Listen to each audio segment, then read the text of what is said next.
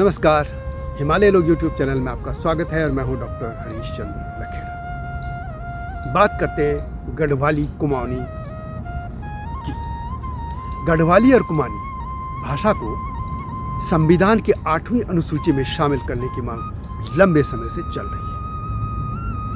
कई बार पार्लियामेंट में भी यह मांग उठी है, निजी विधेयक भी पेश किया गया और समय समय पर सांसद जो है मांग करते रहे। इसके अलावा उत्तराखंड की सरकार ने भी सरकारी तौर पर कुछ पत्राचार केंद्र सरकार से किया और केंद्र सरकार में जो गृह मंत्री थे 2015 में, तब से जो आज के रक्षा मंत्री है राजनाथ सिंह, और राजनाथ सिंह ने दिल्ली के एक कार्यक्रम में उत्तराखंड को बाकायदा घोषणा की थी कि सरकार इस बारे में गंभीरता से विचार कर रही है। जैसा कि पॉलिटिकल पार्टीज़ के जो नेता होते हैं वो वादा करते हैं भूल जाते हैं, तो राजनाथ सिंह भी भूल गए, उनके मंत्रालय बदल दिया गया और वहाँ पे आ गए अमित शाह। तब से भी मामला जहाँ का तहाँ है। यह जरूर है कि ये अटकलें लगाई जा रही हैं कि 2024 के चुनाव से पहले केंद्र सरकार गढ़वाली, कुमाऊनी और कुछ और भाषाओं को भी संविधान की 8वीं जो अनुसूची है उसमें शामिल कर सकती है। अभी कुल 22 भाषाएँ इसमें हैं और उत्तराखंड के लोगों की एक शिकायत है कि जैसे मैथिली है, कोंकणी है वगैरह, इस तरह की कई भाषाएं हैं, उनकी जो बोली भाषा, उनकी जो बोलने वालों की संख्या है वे गढ़वाली या कुमाऊनी की तुलना में बहुत कम है। इस पर भी उनको ये दर्जा दे दिया गया, संविधान में मान्यता दे दी गई या उनको संविधान की अनुसूची में शामिल कर दिया गया। वास्तव में केंद्र सरकार का ऐसा कोई मानदंड नहीं है कि किस भाषा को अनुसूची में शामिल किया जाए, जबकि इसका कोई एक क्राइटेरिया होना चाहिए था, लेकिन वो नहीं है। और मोटे तौर पे ये कह सकते हैं कि एक जो भाषा है उसका समृद्ध साहित्य होना चाहिए, हर विधा में उसका साहित्य होना चाहिए, कुछ उस लोग उसको बोलते भी हों, लिखते भी हों, और ये सभी जो आवश्यकताएं हैं, ये जो शर्तें हैं, वो गढ़वाली कुमाऊनी दोनों पूरा करते हैं। जैसे 11वीं सदी से इन दोनों भाषाओं का लिखित में साहित्य मिलता है, अभिलेख, शिलालेख और राजज्ञां जो हैं वो मिली है। गढ़वाल में जब पंवार राजवंश का राज था और कुमाऊं में चन्नों का, तो इनकी जो भाषा थी राज भाषा, गढ़वाल में गढ़वाली थी और कुमाऊं में कुमाऊनी थी। इसका मतलब ये तब भी से भी समृद्ध थी और इसमें बहुत कुछ लिखा गया। इसके अलावा एक और बात कि जो खड़ी बोली और हिंदी के जनक माने जाते हैं इस रूप में लाने के, वो है भारतेंदु हरिश्चंद्र। लेकिन हिंदी के अस्तित्व में आने से पहले ही कुमाऊनी के जो आदि कवि हैं गुमानी पंत, वो अपना साहित्य सृजन कर चुके थे और गुमानी पंत की मृत्यु के 4 साल बाद भारतेंदु का हरिश्चंद्र जी जो थे उनका जन्म हुआ। यानी कुमाऊनी भाषा का लिटरेचर ये जो हिंदी है उससे पहले से था और गढ़वाली का भी लगभग उसी समय। और एक और जानने की बात कि नेपाली गोरखाली को संविधान की अनुसूची में शामिल कर लिया गया है। अच्छी बात है, होना चाहिए, और भी भाषाएं हो हम तो चाहते हैं, लेकिन इसके एक ऐतिहासिक तौर पर होता है। जो नेपाली भाषा निकली है वो डोटियाली से निकली है। डोटियाली मीन्स जो नेपाल का सुदूर पश्चिम क्षेत्र है, जो पिथौरागढ़ यानी उत्तराखंड की सीमा से जुड़ता है, उस क्षेत्र को डोटियाली कहते हैं। वहाँ भाषा जो बोली जाती है वो डोटियाली है और डोटियाली की जो जनक है वो कुमाऊनी है और कुमाऊनी से ये निकली, और यानी कुमाऊनी से डोटियाली और डोटियाली से नेपाली। तो ये हिसाब से कि जो बाद में निकली, जो उनकी धारा के बाद हुई, मतलब नेपाली निकली, वो तो यहाँ की 22वीं जो भाषाएं 22 भाषाएं उनमें शामिल है 8वीं अनुसूची में, लेकिन गढ़वाली कुमाऊनी रही। ये जो भाषाएं थी इनका बहुत समृद्ध इतिहास रहा है।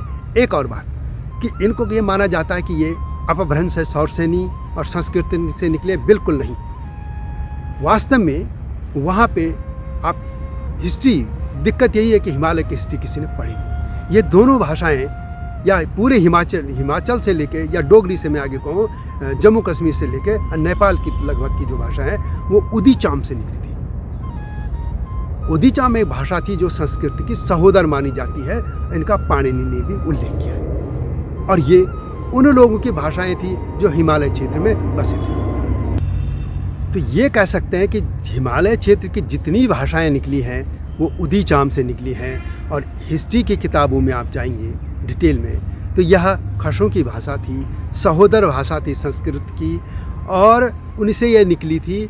और जितनी भी ये भाषाएं हम कहें, नेपाली हो, कुमाऊनी हो, गढ़वाली हो, आगे हिमाचल की जो पहाड़ियाँ बोलियाँ हैं, अधिकतम जो ये अधिकतर भाषाएं हैं वो इससे निकली हैं। और बाद में जब मैदानों से भी लोग गए या दूसरे लोगों क्षेत्रों के लोगों से संपर्क बढ़े तो उनके शब्द इसमें चलते घुसते चले गए और उनका पूरा स्वरूप बदल गया। यानी 1000 साल पहले हम जिस गढ़वाली और कुमाऊनी के बोलते थे, आज उसमें दूसरे शब्द आ गए। और ये जो भाषा बदली है अब वो हमें हिंदी के नज़दीक जरूर लगती है। जैसे यदि मैं दिल्ली में गढ़वाली कुछ और बोलता हूँ, लेकिन जो ठेठ हम गढ़वाल में, जो लोग गढ़वाल में ही रहे बुजुर्ग लोग, उनकी सुनेंगे तो वो अलग थी। मेरी माँ जी कुछ और शब्दों से गढ़वाली बोलती थी और मैं हिंदी के शब्दों के साथ गढ़वाली बोलता हूँ। ये इस दूसरों के साथ भी एक मेरा उदाहरण है। तो यह भाषाएं इस तरीके से बदली है, लेकिन वास्तव में इनका अपना ही उदय रहा है।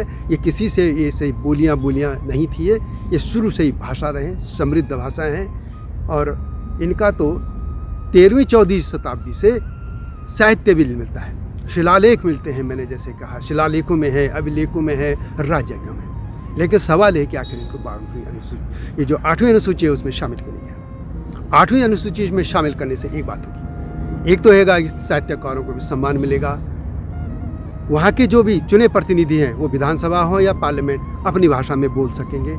इसके अलावा जो यूपीएससी या दूसरे रिटर्न एग्जाम होंगे, जो परीक्षाओं के होते हैं, उसमें अपनी भाषा में लिख सकेंगे। इसके अलावा जबकि ये जो नई शिक्षा नीति है उसमें भी अपनी भाषा में जो शिक्षा देने की बात कही गई है, तो इसमें इनको मिलेगा। इसके अलावा पाठ्य पुस्तकें लिखी जाएंगी तो ज़्यादा लोग उसमें लिखेंगे, तो भाषाएं और समृद्ध होती जाएंगी। वैसे ही पलायन की वजह से उत्तराखंड से ये भाषाएं मर रही हैं, क्योंकि जो हम लोग पैदानों में आ गए या विदेशों में चले गए, वो अपनी भाषा को छोड़ रहे हैं। लेकिन अनुसूची में आने के बाद कम से कम ये भाषाओं के प्रति कुछ लोग लिखेंगे, पढ़ेंगे, एक भाषा के तौर पर इसको मान्यता मिलेगी। सरकारी तौर पर भाषाएं तो हैं ये, लेकिन सरकारी मान्यता मिलने पर इनका भी विकास होगा और भारत सरकार को ये कर लेना चाहिए। वैसे तो अब लोग साहित्यकार पूरे एकजुट हो रहे हैं, गुस्से में भी हैं, नाराज भी हैं, उत्तराखंड सरकार से भी और सेंट्रल गवर्नमेंट से भी। उत्तराखंड सरकार से इसलिए नाराज है कि उनकी मांग है कि कम से कम एक विधानसभा का जो प्रस्ताव पारित करके विधानसभा से सेंटर को भेजा जाना चाहिए, विधिवत तरीके से, लेटर से नहीं। प्रस्ताव भेजने का यदि विधानसभा भेजी तो उसका एक महत्व होता है। उसी तरह से यदि राजनाथ सिंह गृह मंत्री थे, उन्होंने कोई वादा किया था, तो मंत्री तो बदलें, सरकार तो नहीं बदली, सरकार तो वही है, नरेंद्र मोदी सरकार है, तो सरकार का एक वादा था, उसे पूरा किया जाना चाहिए। अब है कि लोग संभवतः धरना प्रदर्शन करने की बात कर रहे हैं। नवंबर, ये जो 2022 का नवंबर आने वाला है, मैं अक्टूबर में आज 28 अक्टूबर को 2022 की बात कर रहा हूँ, और ये धरना प्रदर्शन भी करेंगे और भी होगा। तो इन लोगों को, उत्तराखंड के लोगों की ये जो जन भावना है उसको समझना चाहिए, मान करना चाहिए। और एक और हुआ है, यदि ये इनको 8वीं अनुसूची में मान्यता मिल गई होती तो आज उत्तराखंड में भी जो भाषाओं को ये है सरकारी तौर पर भी लिखना पढ़ना हो जाता। आमतौर पर एक बात आती है कि ये दोनों भाषाओं को जी कई तरह की बोली जाती है, लेकिन ऐसा नहीं है। ये सच है कि जैसे ये तो हिंदी में भी है, कोस कोस पर बदले पानी, 4 कोस पर पानी, ये तो कहा जाए, ठीक है। लेकिन इन दोनों भाषाओं का मानकीकरण लगभग हो चुका है। गढ़वाल का जो है उसमें यह माना गया है कि जो श्रीनगर, जहाँ पहले राजधानी थी, जब एक गढ़वाल संयुक्त था टेरी रियासत से बनने के पहला, वहाँ गढ़ नरेश की भी राजधानी थी, उस भाषा को मानक के तौर पर मान लिया गया है और ये सहमति भी है। उसी तरह के खशकुरा ऐसे ही कुछ, हाँ, जो मतलब यानी अल्मोड़ा के आसपास, जहाँ चंद नरेशों के अंतिम दिनों की जो राजधानी थी, उसके आसपास की बोली और वो जो बोली जाती है गढ़ कुमाऊनी, उसी पर सहमति है। तो ये इस भाषा, इन दोनों भाषाओं का मानकीकरण है। किताबें हैं, साहित्य है, समृद्ध इनका साहित्य है, हर विधा में लिखा जा रहा है, कविताएं लिखी जा रही, नाटक, कहानियाँ, मतलब हर विधा में, गद्य पद्य सब कुछ इसमें लिखा जा रहा है। अब तो इंटरनेट में इसके बहुत से आप देखेंगे कि इसमें यूट्यूब चैनल में भी गढ़वाली कुमाऊनी में आते हैं। इनके अलावा इनका वेबसाइट भी है, पूरा जो ये जो सोशल मीडिया है उसमें गढ़वाली कुमाऊनी में लिखा जाता है।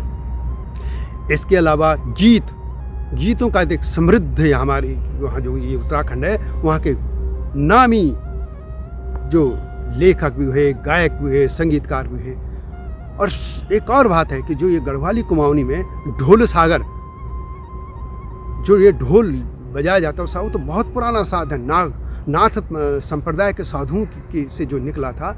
और वहाँ के जो ये शिल्पकार हैं, जिनको दलित हम यहाँ कह देते हैं, लेकिन जो हमारे शिल्पकार हैं उनकी क्रिएशन है, उनकी रचनाएं हैं, ये तभी तो बचेंगी जब भाषाएं बचेंगी। तो इसलिए भारत सरकार को यह मांग पहले ही पूरी कर लेनी चाहिए, 2024 का इंतज़ार भी नहीं करना चाहिए। तो यह वीडियो कैसी लगी कमेंट में अवश्य लिखें, और गढ़वाली कुमाऊनी को लेकर आप क्या सोचते हैं कमेंट में अवश्य लिखें। आप जानते हैं कि हिमालय क्षेत्र के इतिहास, लोक, भाषा, संस्कृति, कला, संगीत, धरोहर आदि को देश दुनिया के सामने रखने के लिए यह चैनल लाया गया है। इसके अलावा समाचार विश्लेषण पर एक और चैनल है मेरा, वो है संपादकीय न्यूज, उसको भी अवश्य देखिएगा। अगली वीडियो की प्रतीक्षा कीजिए। तब तक जय हिमालय, जय भारत।